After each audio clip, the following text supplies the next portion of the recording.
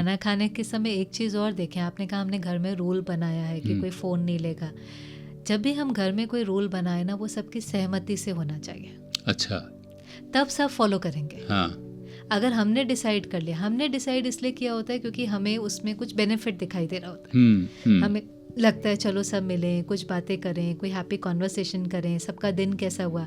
पर ये आपने डिसाइड किया और आपने सबको कहा हम ऐसा करेंगे, पर वो सबने मिल कर के रूल नहीं बनाया है, इसलिए वो या तो फॉलो नहीं होगा घर में, क्योंकि घर में तो कोई ऐसे ज़रूरी नहीं है, और अगर ऑफिस में फॉलो होगा, क्योंकि ऑफिस में तो आप बॉस हो सकते हैं, तो वो ज़रूरी नहीं है दिल से फॉलो होगा। हाँ, वो मजबूरी से भी फॉलो हो सकता है, फियर से भी फॉलो हो सकता है, क्योंकि अभी आप बॉस हैं, बॉस इज़ ऑलवेज राइट वाली बात हो जाती है, बट अंदर मुझे वो राइट लगे ज़रूरी नहीं है। तो जहाँ तक पॉसिबल हो, घर में तो ये पॉसिबल होता ही है। अगर हम कोई रूल बना रहे हैं, रूल माना हम कुछ नया एक्सपेरिमेंट कर रहे हैं, तो हम कहते हैं हम करके देखें। हाँ, बिल्कुल। हम 1 महीना ये ट्राई करें, 1 हफ्ता हम रात को सभी, सारा दिन तो मिलते नहीं हैं, एक साथ हम बैठें, खाना खाएं, हम उस समय कोई गैजेट यूज़ नहीं करें, हम कोई प्रॉब्लम्स की बात भी नहीं करें उस समय। हाँ, क्योंकि खाने पर ही अगर हमने सारी प्रॉब्लम्स की बात कर ली तो वो वाइब्रेशन भी तो खाने में जाएगा ना। खाने के समय एक्चुअली या तो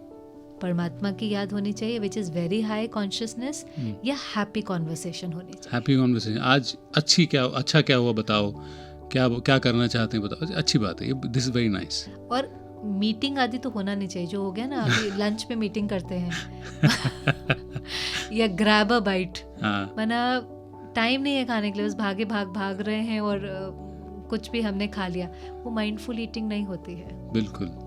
लंच करें, लंच के बाद मीटिंग करें। लंच पर मीटिंग करेंगे, फिर ये सोचते रहेंगे ये होगा नहीं होगा, ये सारे जो हमारे टारगेट, डेडलाइंस जो फाइनल करने हैं, प्रोजेक्ट, सब कुछ तो खाने पर हो रहा है। खाना बहुत सीक्रेट चीज़ है, और किसी भी आप स्पिरिचुअल ऑर्गेनाइजेशन में जाएंगे, खाने का बहुत महत्व होता है, इसलिए वहाँ के प्रसाद का बहुत महत्व होता है। बिल्कुल सही कह रही हैं आप रोज़ प्रसाद खा सकते हैं, आपको कोई एक दिन वहाँ जाकर के प्रसाद खाने की ज़रूरत नहीं है।